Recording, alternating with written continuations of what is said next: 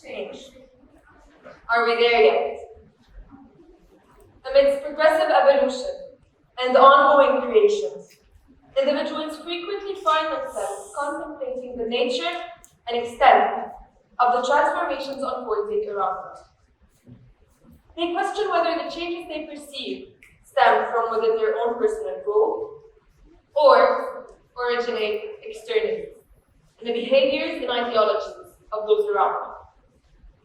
The concept of change, vast and multi-faced, can be examined through countless lenses, each perspective branching into even more complex subjects that touch upon philosophy, sociology, economy, human psychology, and the list goes on.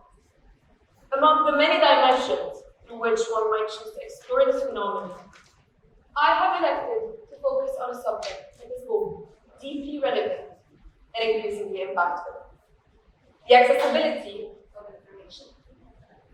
This topic, at the intersection of technological advancement and societal evolution, not only raises questions about one's ability to acquire knowledge, but also extends to the broader consequences, such as what accessibility has on human cognition and behavior. Accessibility of information has indeed changed. The process to access information used to be a very long one, and one could only acquire knowledge through books and manuscripts, which could take days on end. A 1990s student, for instance, might take hours or days to gather what you can gather in under a minute today. The internet didn't just change how fast we access information, it also changed who has access to that information. A kid with a smartphone today has more knowledge at their fingertips than a 1990s university professor with a library card. And let's suppose you need to ask a simple question to your professor regarding your upcoming exam. Nowadays, all it takes is a quick WhatsApp call, right? Well, I'm sure all the parents here remember having to wait hours, days, perhaps even weeks to get an answer back, be it through emails or handwritten letters. And I'm also sure all of you remember MSN, right? Chatting only, typing indicators, shaking screens. Well, nowadays, due to all the innovative technologies and the creation of artificial intelligence, one can acquire knowledge through a simple click. There goes the benefits of that evolution. Access to information now requires less time and effort, enabling anyone and everyone to access knowledge in the simplest of ways. But easy access to information does not necessarily mean an increase in the overall rate of educated individuals. In fact, once a person has power, or rather control over an entity, she or he tends to take the latter for granted, postponing research and reading endeavors owing to the immediacy of access at their disposal. I'll explain myself. Let's say you have a book in your living room, sitting on one of your shelves, that treats the notion of medicine.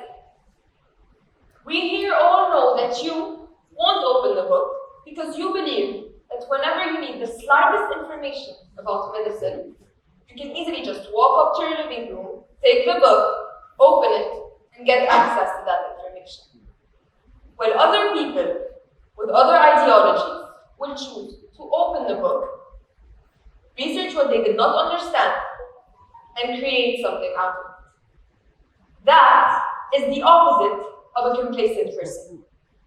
A complacent person often feels secure, or rather pleased with their current situation, and may not take necessary action to solve problems, progress, or stay alert. So what does that really mean for humanity's future? Is there any space left for aspiring to learn and achieve? Or does easy access to information symbolize the ending of hard work? The latter question's answer is subjective, in the sense that every person has the free will to choose whether or not they aspire to evolve. Which brings us back to our main question. Change. Are we there yet? Regarding easy access to information and knowledge, the The evident answer is yes.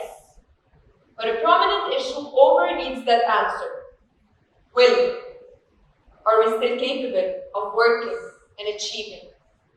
Does one still perseveringly work towards differentiating him or herself from other entities? Individuality, is it still a thing? Can one still leave a mark in such a mechanized world? The answer was, is, and will remain, yes. More and more people are choosing the easy way, which makes hard-working people and dedicated ones shine brighter and stand out even more. It is important to understand that the desire to evolve is subjective and deeply personal, rooted in every person's goals and values. While some may take the abundance of information for granted, others seize it as an opportunity to develop unique insights, setting themselves apart in society. Ultimately, the path of learning and achieving remains available to those who actively choose it, allowing them to make a meaningful impact and distinguish themselves in an increasingly digital world. That's right. Our world is rapidly evolving into a mechanized one, where automation and artificial intelligence increasingly take over routine tasks. While this transformation brings unprecedented convenience, it also magnifies the value of hard work and human creativity. As machines take over the ordinary, those who dedicate themselves to creativity, expertise, and problem solving stand out even more. The human touch, be it in leadership, craftsmanship, or innovation, has become a premium asset in a sea of automation. My name is Beyrouti. I'm a grade 12 student aspiring to one day practice medicine, and I live in a world of change.